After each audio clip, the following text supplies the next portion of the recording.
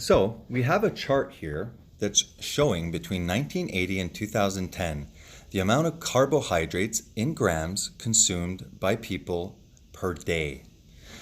What the graph is basically trying to show is that between 1980 up to 2000, people were consuming more and more carbs, and this had a linear relationship with the obesity rising. What this graph is trying to say is, look, when we started decreasing the carbohydrates in 2000 to 2010 from, roughly 550 grams about in 2000, and then they re-dropped it to around 470. Now, what they're implying to say is, if we dropped the carbs back down to where it was in around the 1990s, 95s, then if there was really a causation and a strong relationship between carbs and obesity, we would have seen a decline in the obesity rates. Now, this is very deceptive, guys. First of all, in my opinion, we were carnivores. We were eating animal-based nutrition, and we were gathering vegetation, which were the carbohydrate sources. As I've mentioned before, carbohydrate is not an essential nutrient because through a process called gluconeogenesis, as I've said many times, we produce our own sugar. Okay?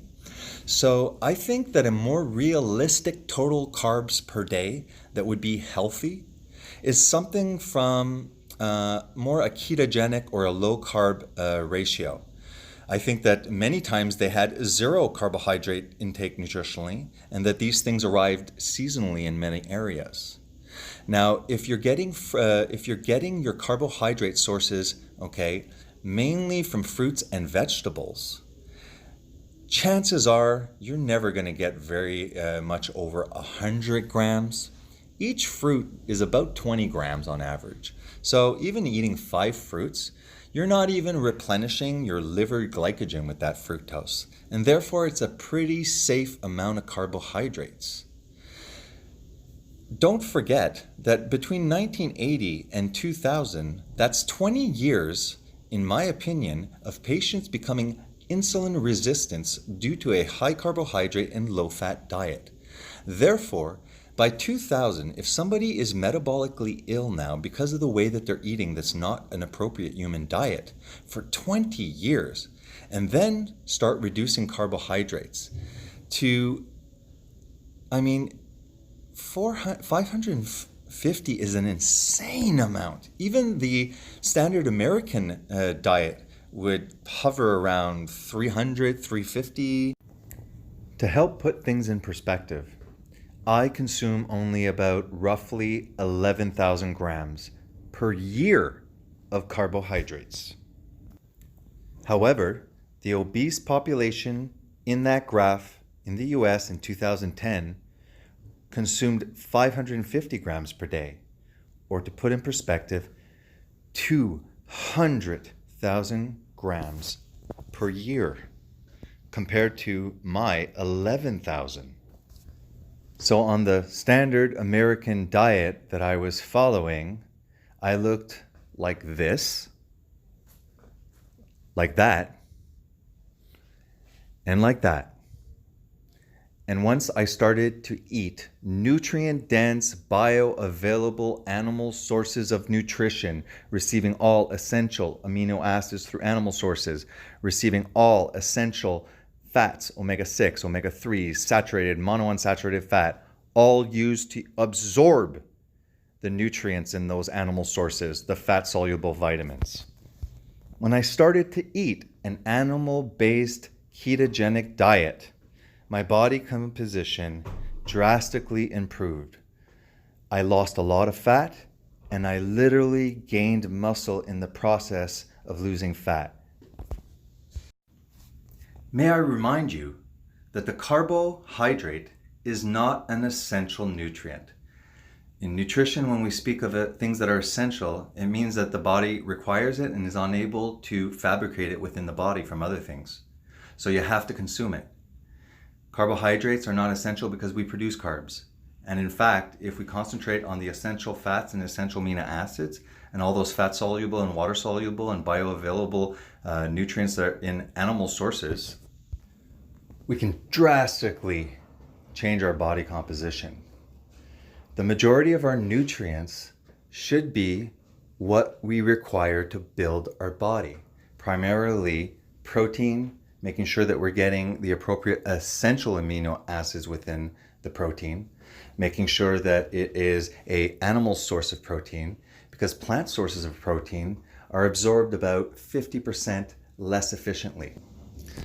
But instead, we're being told to consume carbohydrates, and not a little bit, like literally 60% of what you're eating is something that is scientifically, biologically a fact.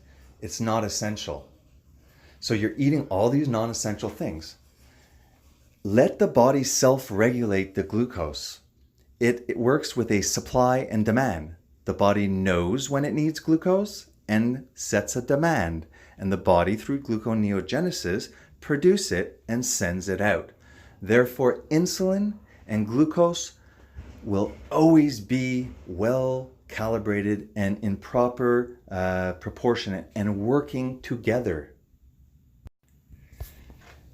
The current guidelines are not there for your health. They're not there to help you thrive. It's economic and it's political. The foods that they are recommending are foods that are subsidized and are foods that they make money with. That's why high carb, is subsidized. Corn, soya, grains, all of these plant-based things are much cheaper and a lot more lucrative. They make more money with plant agriculture, feeding us that, than having to feed the plants to the cows and then us eating it. It's less lucrative.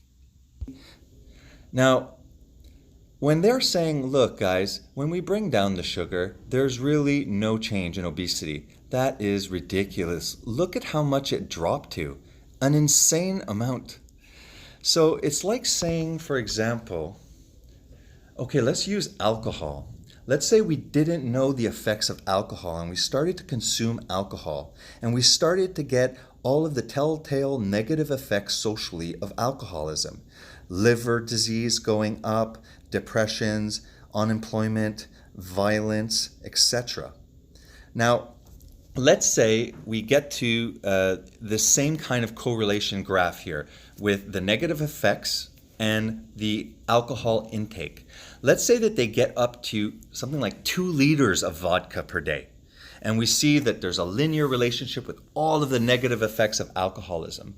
With this same rationale of this chart, you could basically say, well, let's bring the alcohol from 2 liters down to 1.75 liters or 1.5 liters. And then they would see that there's no change in any of the symptoms. And therefore, they could come to the conclusion that dropping alcohol did not change the negative effects of alcohol intake. Therefore, it's probably not the alcohol causing the issue. It's probably other factors. Now, that sounds completely ridiculous. Telling an alcoholic to go from 2 liters of vodka down to 1.5 ain't gonna do SHIT. It's not gonna do SHART, right? And this is the deception. When we look at it also from 1980 to 2000, these people, if they've been doing the high carb, insane high carbohydrate diet, they would be already insulin resistant, obese, they would be metabolically ill. Therefore, reducing carbohydrates, now that they're insulin resistant, to still a huge amount, but a slight reduction, ain't gonna do anything. If they had decreased the carbohydrate intake, 100, even 150, you would drastically at least see that obesity start to plateau. Now, we see a similar chart doing the exact same thing, but this time with white sugar, okay? And again, we see the sugar intake, which should be 0. We should never use sugar. Okay, we should be eating healthy, okay, animal sources of nutrition that are in a bioavailable form with the proper amount of animal fats to absorb the the fat-soluble vitamins, etc. Okay? We should not be consuming any sugar. But to say 85 grams of sugar? Guys, that is an insane amount. And 125 grams is an even more insane amount. But again, the same rationale. With this chart, he is literally implying that sugar is not associated with obesity. Even not carbs, but that crap sugar is even not affecting obesity rate. This is ridiculous, okay? And he's using the same screwed up rationale. So I think that it's pretty obvious that the food recommendations currently, since almost well over 50%, and I'm thinking closer to 60, I don't have the statistics, but most of the population is somewhat insulin resistant, are morbidly obese to obese. We are not metabolically healthy. Therefore, even a diet, once you're that sick metabolically, a diet with some healthy whole grains, with 150 to 200 grams of carbs, nothing too crazy. This kind of diet will not be suitable to heal the population's metabolic derangement. Okay, so perhaps if we had started a generation that is not afraid of animal fats, that has a good source of a good base of animal proteins and different animal sources, fish, chicken, a lot, not excluding animal sources of nutrition, and then supplementing with some fruits and vegetables. I think that this will never cause issues in the population. But applying this to a sick, diabetic, glucose intolerant population is not going to solve the problem. Therefore, the recommendations should all be geared to the health of the general population. And the health of the population needs more an intervention like Jason Fung, a nephrologist from Toronto, does. Jason Fung is a nephrologist in Toronto that understood that there's something that is just not right with the current paradigm, the current model or theory of obesity, which is based on calories. Calories in and calories out. The idea that if we just eat less calories and we exercise more, then this simple deficit in calories will create weight loss. And while that might occur initially, it is not it does not lead to sustained weight loss. It leads to temporary weight loss, and then unfortunately a decrease in metabolism. And because these typical diets are low-fat diets, then we're not receiving the actual essential fats and essential amino acids from protein and fats. And if we're concentrating too much on carbohydrates, which usually have nutrients that are actually, if you do the research, not that bioavailable in the plant kingdom, as well as grain that is actually devoid of nutrients and must be fortified. So with this kind of diet, this low-fat, calorie-restricted diet, you're going to be very hungry because the satiety mechanism happens with proteins and fats. Carbohydrate does not have a satiety mechanism, and sugar, as well as actually carbohydrates in general. Also, there's research that says that it might be lighting up addiction zones in your brain, leading to sugar addiction, etc. All right? So when we're talking about white sugar, it is a drug. Culturally, we feed this drug to children because big food have convinced us that it's harmless and that everything revolves around calories. Coca-Cola pushed the calorie deception the most, saying that there's no difference between consuming 200 calories of pure sugar and 200 calories of chicken. It's all about calories, and every food does the same thing in the body. That is the calorie theory. While perhaps feeding your kids white sugar and sugary cereals might not make them look drunk, it might not have a societal effect. But as far as what it does physically to you, there is really no difference between white sugar consumption and alcohol. In fact, that's why we have something called non-alcoholic fatty liver disease. And fructose is even more destructive. So finishing up with Jason Fung, go check him out on YouTube. He has an intensive dietary management program that incorporates intermittent fasting, prolonged fasting, and a low-carb approach. He reverses type 2 diabetes. He takes patients that are on up to 100 units of long-lasting insulin. He takes them off insulin, sometimes in a matter of months. Type 2 diabetes is not a chronic and progressive illness. It's a nutritional disorder. It's a metabolic disease that can be easily reversed or put into remission by a nutritional intervention, which Jason Fung successfully does, fasting, low carb. So do you want to fill your diet with something that's not essential? Do you want to fill your diet with the majority of the food that doesn't satisfy you and just actually makes you hungrier? That's your choice. I'm going to go for the nutrient-dense food, the animal sources.